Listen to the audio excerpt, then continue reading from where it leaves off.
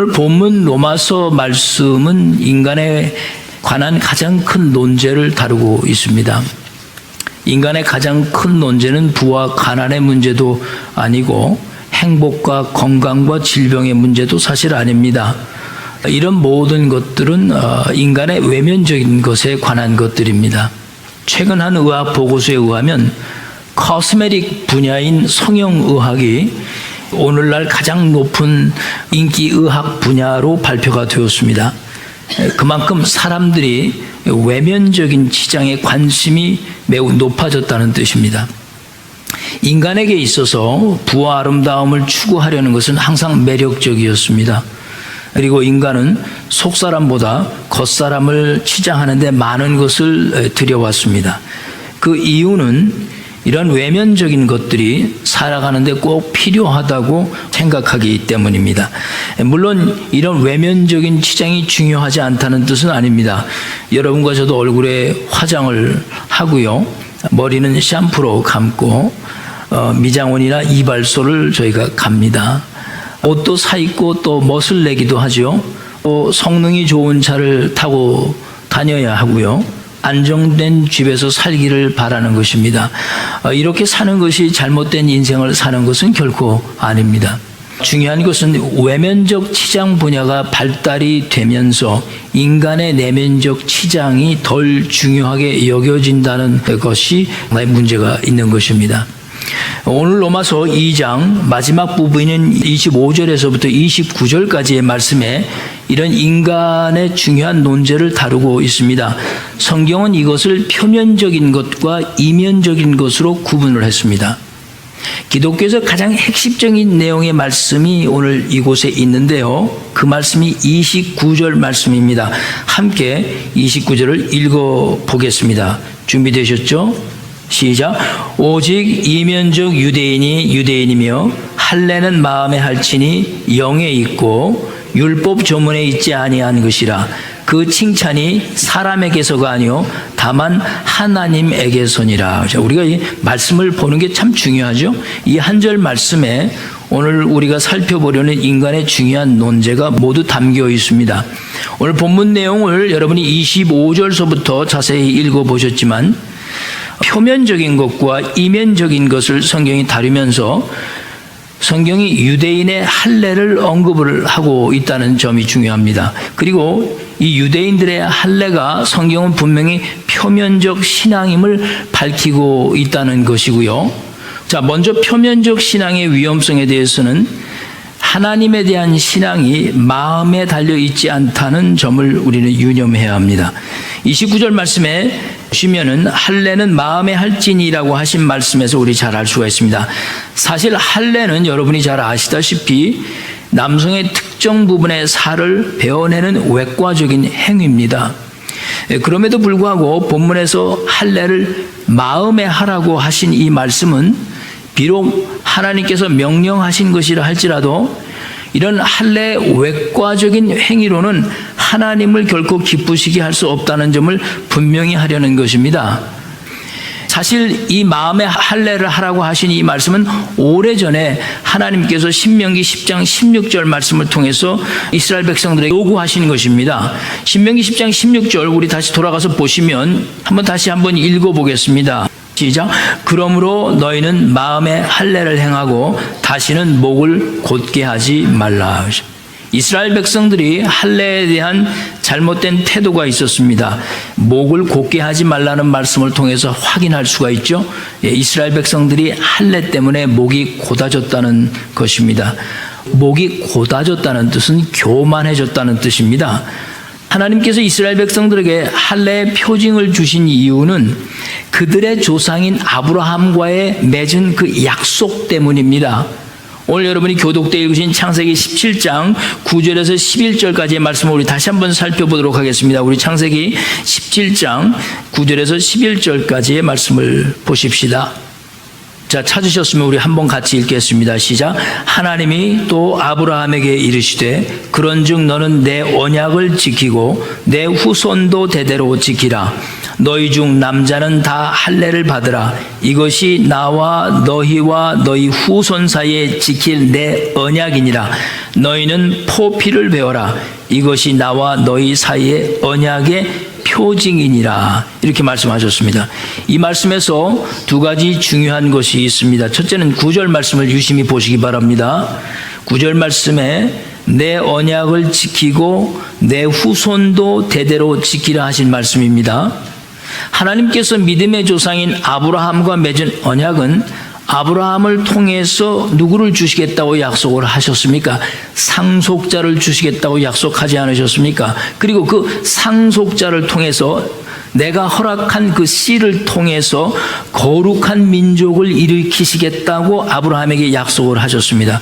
그래서 그 하나님이 주신 그 상속자를 통해서 일어난 거룩한 하나님의 백성들이 하나님을 영원토록 섬기면서 그분을 즐거워할 수 있도록 하시겠다는 그 아브라함과의 약속이었습니다.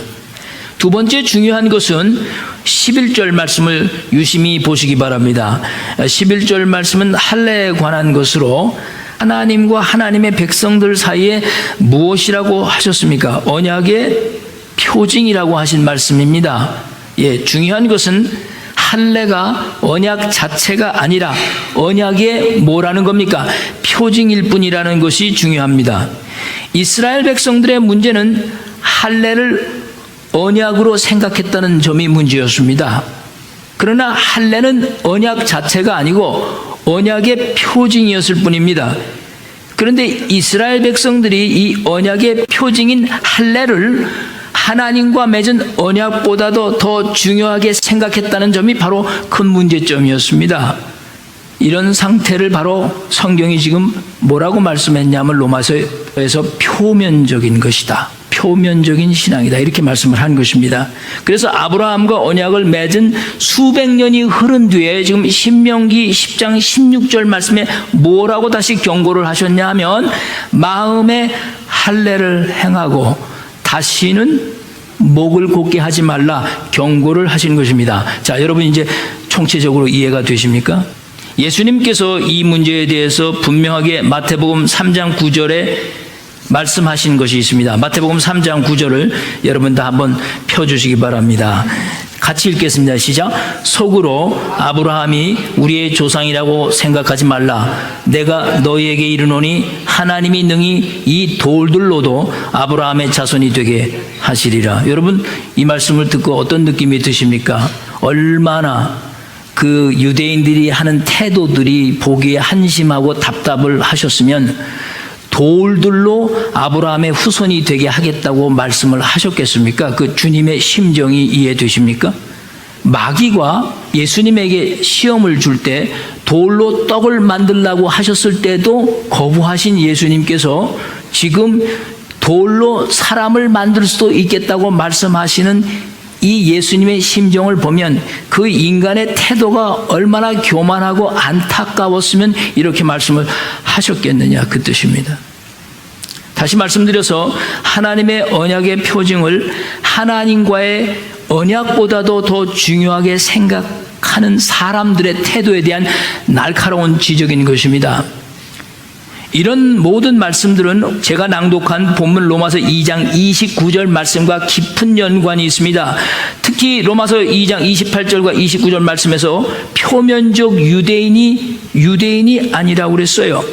이면적 유대인이 정말 유대인이다라고 이 하신 로마서의 말씀과 지금 우리가 본 이 모든 말씀이 다 연관이 있는 겁니다.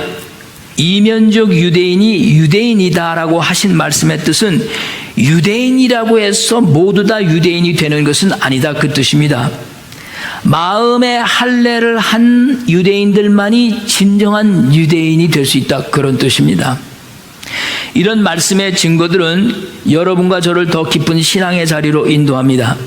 사람의 눈에는 그렇게 보이지 않을지 모르지만 하나님이 보시기에 여러분과 저도 유대인이다 그 뜻입니다. 그러나 오직 표면적이 아니라 이면적일 때만 그것이 가능한 것입니다. 예수님의 제자 베드로가 예수님에 대한 고백을 하지 않았습니까? 마태복음 16장 16절 17절 말씀에 주는 그리스도시요 살아계신 하나님의 아들입니다라고 고백했어요. 그때 예수님께서 베드로에게 하신 말씀이 무엇이었습니까? 바요나 시몬아 내가 복이 있도다. 이를 내게 알게 하신 이는 혈육이 아니요 하늘에 계신 내 아버지께서 이것을 너에게 알게 하셨다. 할렐루야. 그러니 육신의 피보다도 더 중요한 것이 마음의 할례였습니다. 베드로는 마음의 할례가 일어난 사람이 분명합니다. 마음의 할례가 일어났다는 뜻은 자신을 하나님 안에서 새로 보았다는 뜻입니다. 유대인들이 한 가지 매우 잘하는 것이 있었습니다. 그것은 뭐냐면 아주 열심이었어요. 열심인데 아주 예배에 대한 열심, 율법에 대한 열심, 어떤 일이 일어나도 예배는 빠지질 않아요. 제사는 아주 열심이었습니다.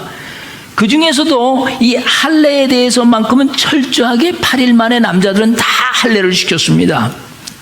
그래서 이 할례에 대한 자부심을 가지고 있었어요. 하나님의 백성이다 내가.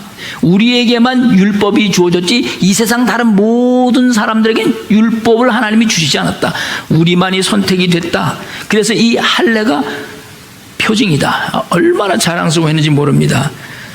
그렇지만 그런 할례도 함정이 있었습니다. 창세기 34장에 보면 할례에 대한 불편한 경험이 기록이 되어 있는데 세겜 사람이 야곱의 딸 디나를 겁탈했을 때 세겜의 아버지 하몰이 야곱에게 와서 당신의 딸 디나를 세겜의 아내로 달라고 요구를 했습니다. 이미 벌어진 일이니 어떻게 하느냐는 거예요. 그에게 딸 디나를 아내로 주는 조건으로 야곱이 세겜 사람 모두에게 요구한 것이 무엇이었습니까?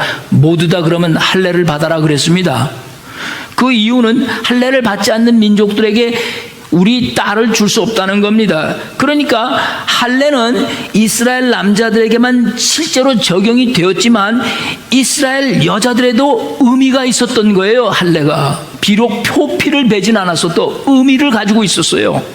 그래서 세겜 사람 모두가 할례를 받아 자신들과 같이 되면 우리가 한 민족이 될 것이다. 그렇게 야곱이 요구하지 않았습니까? 그랬더니 세겜 사람들이 그 야곱의 요구를 받아들이고 모두 할례를 받지 않았습니까?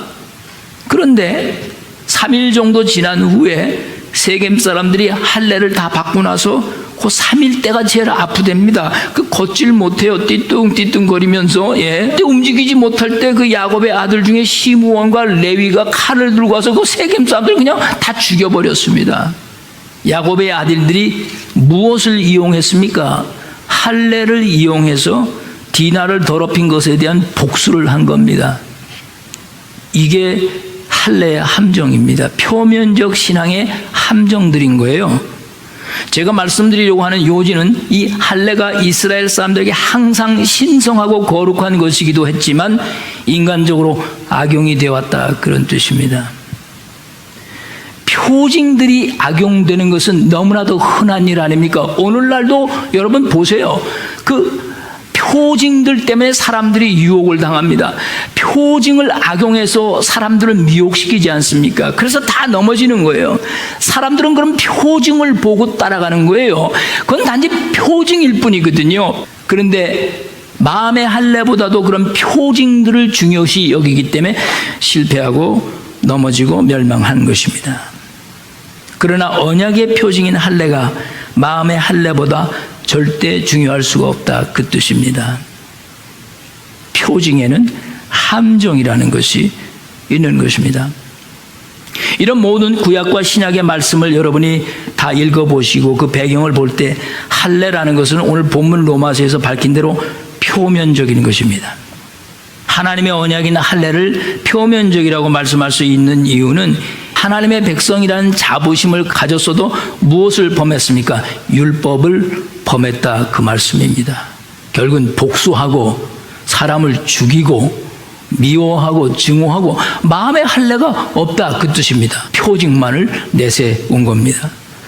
로마서 2장 25절 말씀을 우리 한번 돌아가서 함께 읽어보겠습니다. 25절 말씀입니다. 찾으셨으면 우리 한번 같이 또박 읽겠습니다. 시작. 내가 율법을 행하면 할례가 유익하나 만일 율법을 범하면 내 할례는 무할례가 되느니라. 여러분 들으셨습니다. 이 말씀에서 할례에 대해서 하나님께서 보시는 관점과 우리 사람들이 보는 관점에 상당한 차이가 드러남을 알 수 있습니다.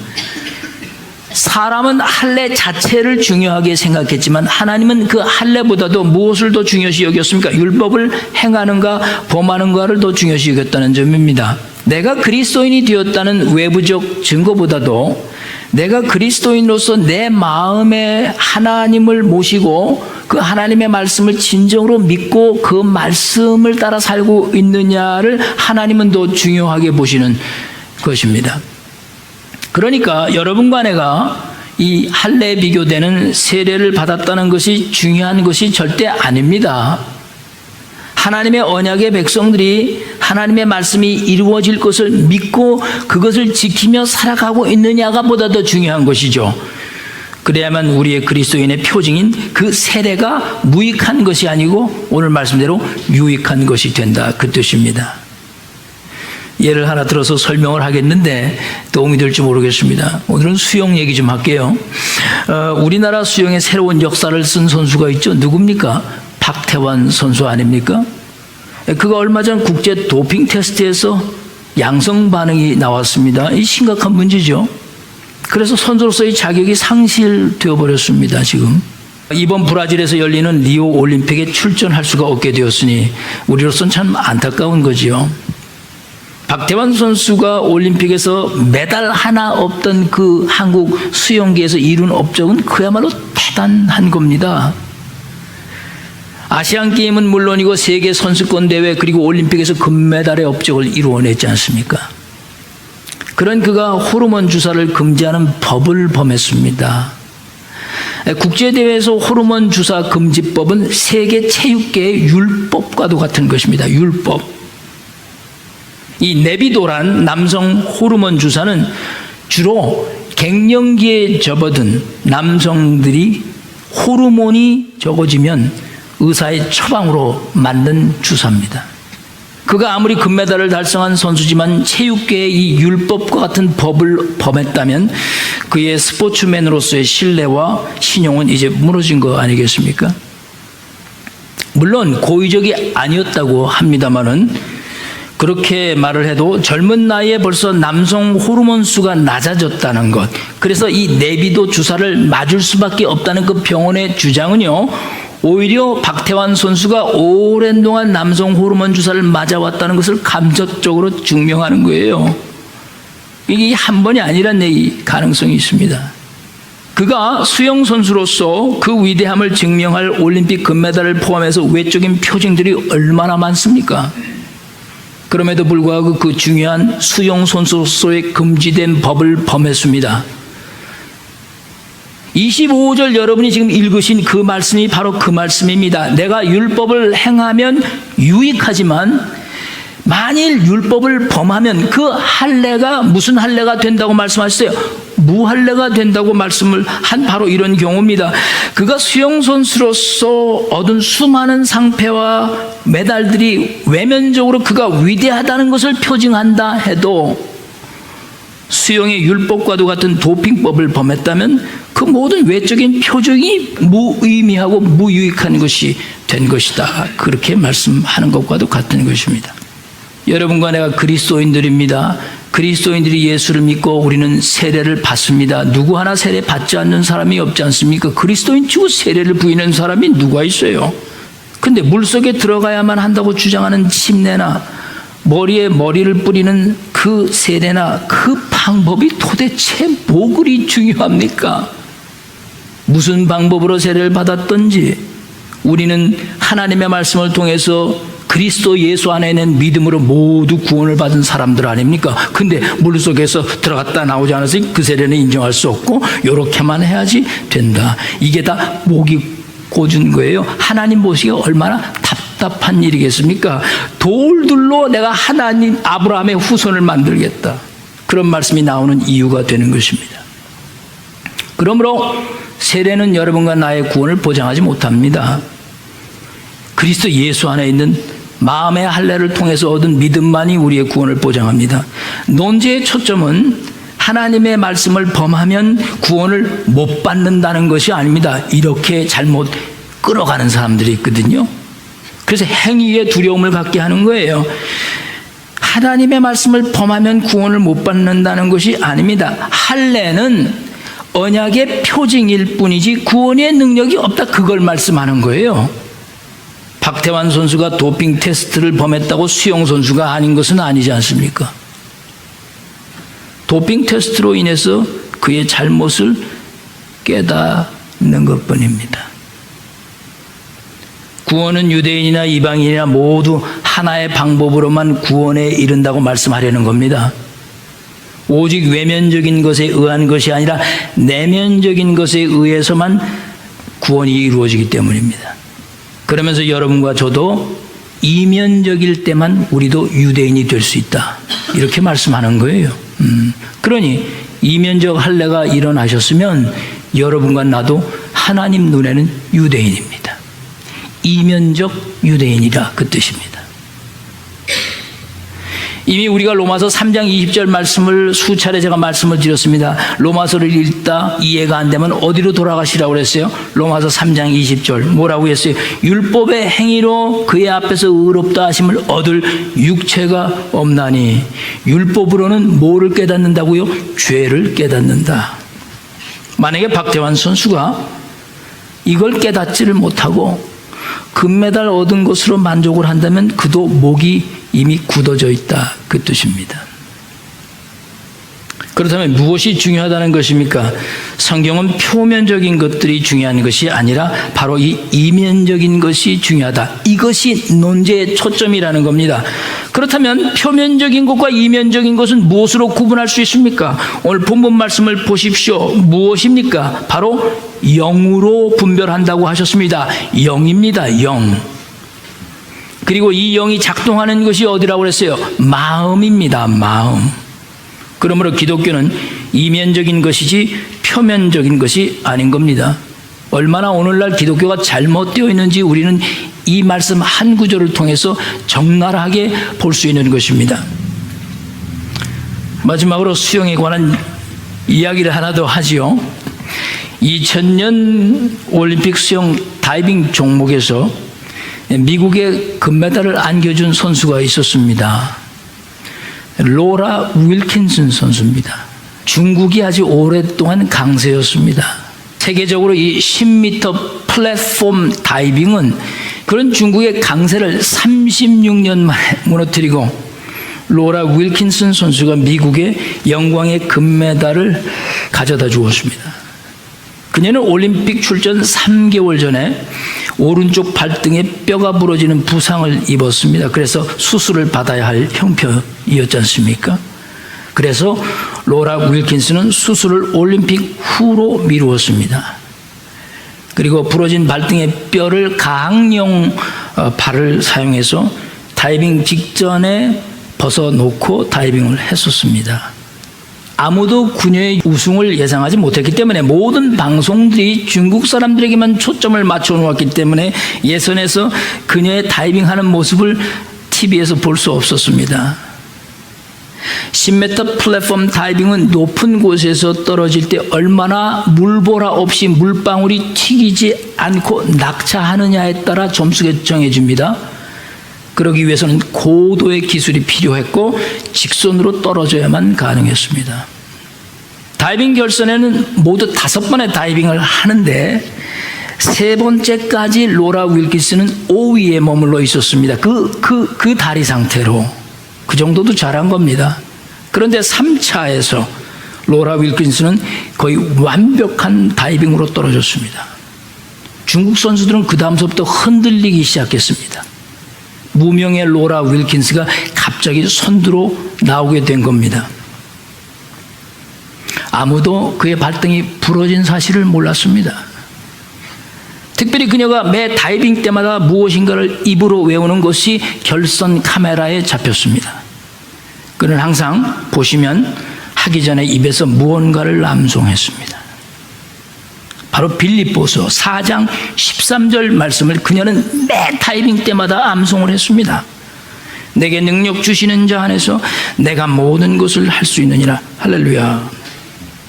그녀는 발등이 부러진 그 상태에서도 주님의 말씀을 매번 암송하며 플랫폼 자리에 섰던 이 로라 윌킨스, 한순간을 최선을 다한 그리스도인의 삶을 멋지게 보여준 것입니다.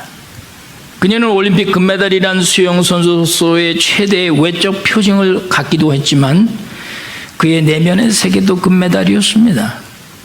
그녀는 은퇴 후에도 친자녀가 둘이 있었지만 중국 여자아이를 입양해 키웠습니다. 얼마나 아이러니컬합니까? 중국 사람을 입양을 해서. 자기가 누르고 이긴 그 중국 사람들에 대한 배려 심정이었겠죠. 여러분과 나는 아마 이 세상 모든 사람은 죽을 때까지도 이 성경에 기록된 모든 말씀을 다 지키지 못할 것이 분명합니다. 그러나 여러분과 저의 구원의 가능성은 할례나 세례를 받았기 때문이 아닙니다. 십자가에 달리신 예수 그리스도를 믿는 믿음이 우리의 영원한 표징이 되기 때문입니다. 중요한 것은 여러분과 나도 마음의 할례를 받아야 한다는 것입니다. 그리고 이 마음의 할례는 오직 하나님의 영으로만 가능하다고 오늘 성경은 말씀하지 않았습니까? 분명한 것은 여러분과 제가 이 성경에 있는 모든 말씀을 다 지켰다고 해서 구원받지 못합니다. 여러분과 내 안에 죽어있던 이 영이 다시 이면적으로 살아나야만 구원받는 것입니다. 그 이면적인 할례가 없이 이 말씀을 다 지켰어도 영생은 없는 겁니다. 그리고 그것은 여러분과 내 행위의 힘으로 되는 것이 아니라 오직 하나님께서만 하실 수 있는 것입니다. 그러므로 표면적으로 우리가 세례를 받고 교회에 출석을 한다고 해서 다 그리스도인이 아닌 것이며 오직 이면적 그리스도인이 진짜 그리스도인이며 세례는 마음에 할지니 그 영에 있고 육신적인 행위에 있지 않다. 그렇게 말씀하신 것입니다. 그러므로 기독교의 신앙의 핵심은 내면적인 것입니다. 그렇다고 기독교가 외면적인 것을 배제해야 하는가? 절대 그렇지도 않습니다. 만약에 외면적인 것을 완전히 기독교가 배제했다면 예수님께서 요단강에 가서 세례 요한에게 친히 세례 받으실 이유가 전혀 없지 않았겠습니까? 또한 친히 겟세마네 동산에서 올라가셔서 제자들 보는 앞에서 기도하는 모습을 보여주실 필요가 없으셨습니다. 왜 예수님이 두 손 모으고 무릎을 꿇고 파 위에다 얼굴을 대고 기도하셨을까요? 외면적인 것도 중요하기 때문입니다. 더 나아가서는 십자가에 달리실 필요가 있으셨겠습니까? 십자가에 달렸기 때문에 외면적인 표정이 나온 거 아닙니까? 예수님의 세례, 예수님이 기도하는 모습, 예수님이 달리신 십자가, 이 모든 것은 기독교의 표면적인 것들이 분명합니다. 기독교가 내면적인 것에 치중한다는 뜻은 하나님의 능력이 이런 표면적인 것에서 나오지 않고 내면적, 이면적인 곳에서 나타나기 때문입니다. 그렇다면 표면적인 신앙을 뒷받침하는 기독교의 내면성은 도대체 무엇입니까? 세례 후에 여러분과 나의 마음의 진정한 변화입니다. 이것이 우리의 표면적 신앙을 뒷받침하는 기독교의 내면성입니다. 표면적으로 드러난 기도의 내면성은 도대체 무엇입니까? 여러분과 나의 마음과 생각 속에 진정한 회개와 깨우침입니다. 그래서 돌아서는 겁니다. 그렇다면 십자가의 내면성은 도대체 무엇입니까? 형식적인 악수가 아니라 진정한 마음에서 우러나는 용서와 화해인 겁니다. 기독교인처럼 꽁해가지고 화해할 줄 모르고 용서할 줄 모르는 거 다 목이 고자서 그렇다, 그 뜻입니다. 만약에 그리스도 예수 안에 있는 우리의 믿음이 내면적인 것에 절대적인 영향을 미치지 못한다면 여러분과 내가 받은 이 세례나 우리가 드리는 기도나 십자가에 대한 우리의 신앙은 사실 껍데기라는 것입니다. 그러므로 삶의 변화를 일으키지 못한 세례는 세례를 받지 않은 것과도 같고 그 말씀하시는 겁니다. 사도 바울이 회개와 깨우침이 없는 기도는 거칠의 일뿐이고 마음에서 용서할 줄 모르고 화해할 줄 모르는 기독교인의 삶은 예수님이 빠져버린 그 빈나무의 십자가만을 의미하는 것이다. 그렇게 말씀하고 있는 거죠. 에베소 3장 16절 말씀에 보면 이면적 기독교에 대해서 이렇게 말씀을 했습니다. 그의 성령으로 말미암아 너희 속사람을 능력으로 강건하게 하라. 여러분과 저의 속사람이 강건해지는 것이 하나님이 요구하시는 것입니다. 내가 교회의 일원으로서 중요한 것이 아니라 성도로서 중요한 것입니다. 내가 도움을 주기 위해서 예배를 드리는 게 아니라 내가 이 자리에서 하나님을 만나는 예배입니다. 내가 봉사와 섬기는 이유는 그래야 인정받기 때문이 아니라 그것이 그리스도인의 진정한 삶이 되기 때문입니다. 여러분과 저는 창세기 17장에서 하나님께서 아브라함에게 약속하신 그 약속의 자녀들 안에 다 포함되셨습니다. 그래서 이면적인 유대인들인 겁니다. 여러분과 내 안에 계신 그 하나님의 영의 인도함을 받는 이면적 그리스도인으로 살아가시기를 주의 이름으로 간절히 축복을 드립니다. 우리 기도하십시다.